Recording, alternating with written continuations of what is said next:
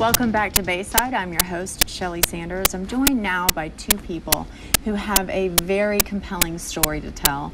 I've got John Templeton, and Jennifer Mallan. Both welcome to the show. Thank you. Thank you. It's very commendable, both of you being here and sharing your story. In case you're just joining us, maybe you're just waking up, we've been talking about underage drinking and driving, and the hazards that all surround all of it. It's a very serious topic. Why don't we just go ahead and dive right in and talk about how is it that you two know each other? What is the story here? Well, about 6.5 years ago, when I was 19 years old, I remember I was at USF, and I decided to go out one night to Ybor City, and I'd actually only been there one time before. And I went up with a handful of friends, and we all had, it was Friday, we were all going to go out and have a good time. And when we got to the club, everybody got their IDs checked, and the bouncer actually gave me a wristband which let me drink. And I remember just how exciting I felt as a 19-year-old, and just how I wasn't even thinking of any consequences, but I remember going up to the bar and feeling really excited and able to share this with all my friends, and really thinking that we were just having just a great time. And as the night progressed, I drank more and more, and so did all my friends.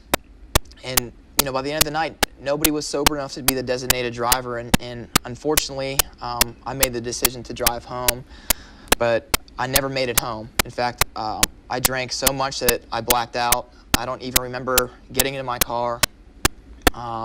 It's the only time that I've never made it home, and I woke up and I was in a hospital bed, and I just remember this fear that I felt, laying in a hospital bed by myself, nobody around, the club scene's over with, and I'm laying in a bed handcuffed to a hospital gurney, having no idea how I got there.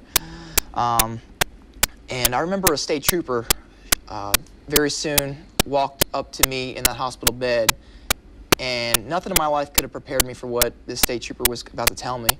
And he told me the dreadful truth that I was in a car crash, and that I caused a head-on collision on Interstate 275 because I was drinking and driving, and it took a young woman's life, and her name was Julie Buckner, and she was 18 years old.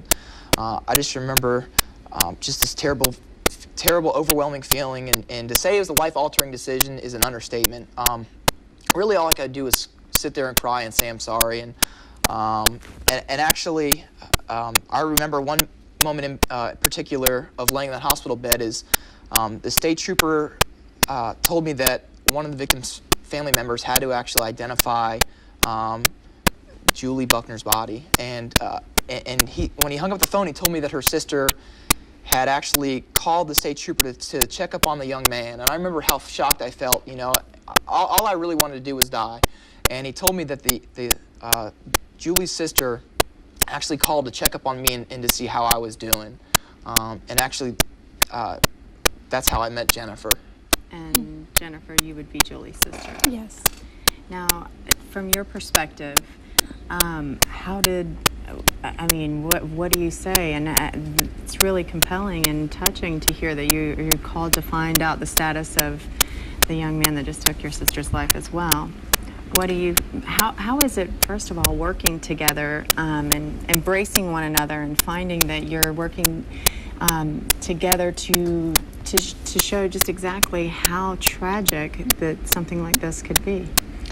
Well, I think that it was a consensus with everybody in my family that, unfortunately, there's most of us can remember one time that we made a destructive decision and a wrong decision to do something that really could have resulted in a life being taken by something irresponsible on our part. So I think that occurred to all of us, that that this was something that wasn't intentional or planned out.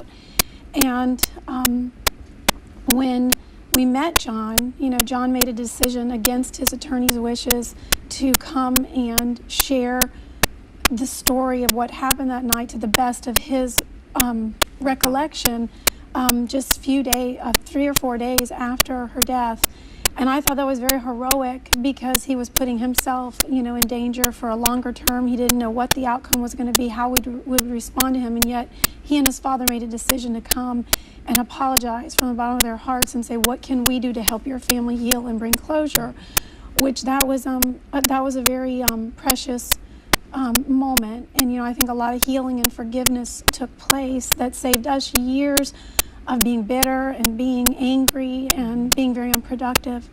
So when it came to John's sentencing, we asked the judge to please do something with his life to be creative in which he could get that message out, where he could speak to young people, his age or younger, where he could share that you never think it's going to be you. You never think that that you'll have that moment. You never think that something that you decide to do could result in someone else's life being taken. And unfortunately, like you've said, many people do that, and many people do on a regular basis, and it is sort of that inevitable feeling. No one ever believes that it's going to be them. So what is your message? How do you utilize this, and what do you do together to see that this message is shared? Well, I think, John is a huge advocate and spends hours just working with young people and sharing from the heart. And I know it's very painful to continually share that story, but it does keep the message alive. It does keep Julie's memory alive.